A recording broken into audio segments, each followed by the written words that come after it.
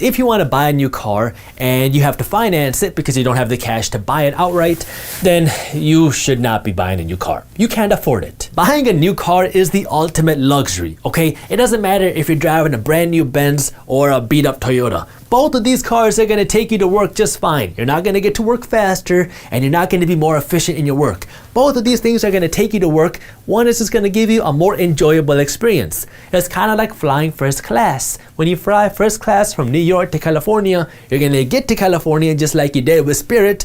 It's just going to be a more enjoyable experience. And so now if you want that luxury, that's fine. You just got to make sure you can afford it first, because that money that you're putting towards this luxury could be used to build your wealth. And so if you don't have that wealth built first, then you got to be using your money to build your wealth before you're buying luxuries. For the majority of Americans, you should not be driving a brand new car. That money would be much better served going into your assets, your investments, instead of a car, which is just eating your money.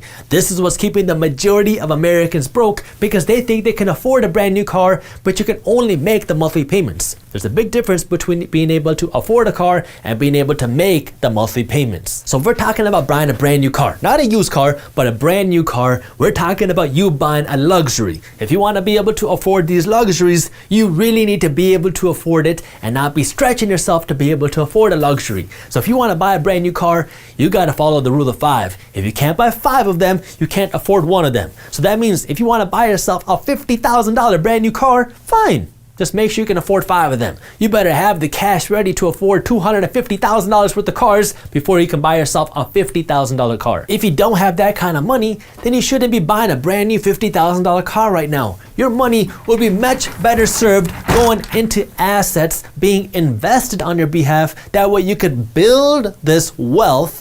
That way, when you want to actually buy that car, you can afford it because you have used your money to buy assets before you're throwing all this money into liabilities like a car, which isn't making you any money. If you want to buy a really expensive brand new car, you want to buy a supercar, that's fine. There's nothing wrong with that. You should want to do those things, but you got to just make sure that you can afford it, because you need to understand what a car is. A car is a money pit. And so if you want to buy a money pit, fine. You just got to make sure you have the money to be able to afford the money pit and have it not affect you. If it's going to affect you financially, or if you're going to have to stretch yourself to afford this car, you shouldn't be buying this car right now. Right now, you should be buying something used with cash and take the monthly payment that you would have paid and pay yourself, buy yourself some assets, buy yourself some investments. That way you can build your wealth so you can afford the dream car that you want and not have to worry about the price. If you enjoyed this short clip from my longer videos, here's another clip that I think you'll love. And while you're at it, if you're interested in learning more about how to start generating passive income, our team put together an amazing guide on how to start generating passive income for free.